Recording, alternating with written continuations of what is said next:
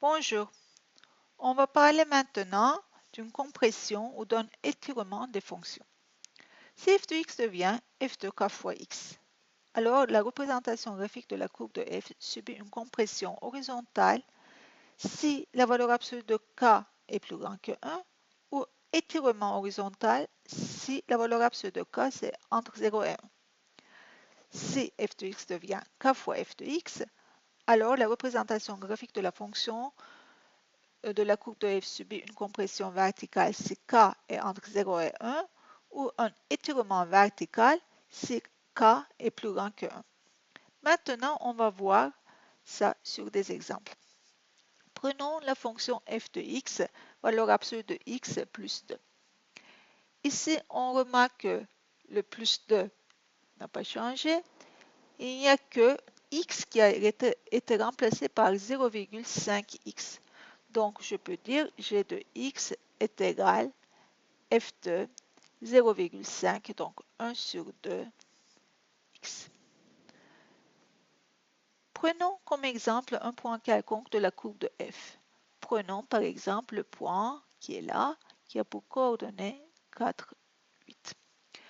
Pour avoir à l'intérieur de la parenthèse 4, il faut mettre à la place de x 8. Donc, je dis g de 8 est égal f de 1 sur 2 fois 8, ça fait 4. Et f de 4, on sait que c'est 8. Donc, le point 4, 8 sera transformé au point qui a pour coordonnées 8, 8. On remarque qu'il y a un étirement horizontal. Maintenant, on va voir une compression horizontale. Ici, je remarque que x a été remplacé par 2x. Donc, la valeur de k étant 2, c'est un nombre supérieur à 1. Alors, g de x, je peux écrire f de 2x. Prenons comme exemple un point quelconque. Par exemple, le point 2, le point 4, 8.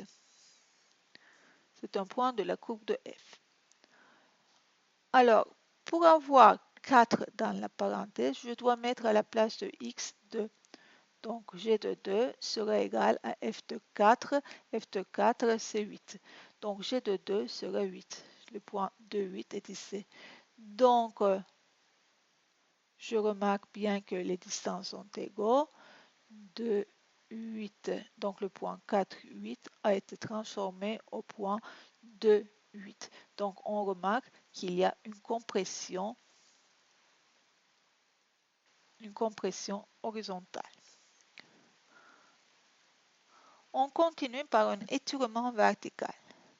Ici, je remarque que cette fois-ci, c'est la fonction f de x qui a été multipliée par 2. Donc, g de x, c'est 2 fois f de x. Prenons un point quelconque de la courbe de f. Prenons par exemple le point qui a pour coordonnées moins 2, 4. Alors, g de moins 2 est égal 2 fois f de moins 2. f de moins 2, on sait que c'est égal à 4, donc 2 fois 4 est égal à 8. Donc g de moins 2 sera moins 2, 8. Donc on remarque qu'il y a un étirement vertical. Je remarque que k est égal à 2, c'est un nombre qui est plus grand que 1. Maintenant, on va regarder un exemple sur la compression verticale. Prenons la courbe de f qui a comme fonction f de x est égal à la valeur absolue de x plus 2. Prenons un point quelconque de la courbe de f. Par exemple, prenons le point 2, 4.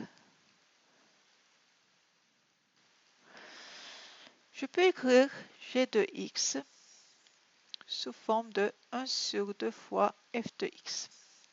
Donc g de 2, c'est la moitié de f de 2.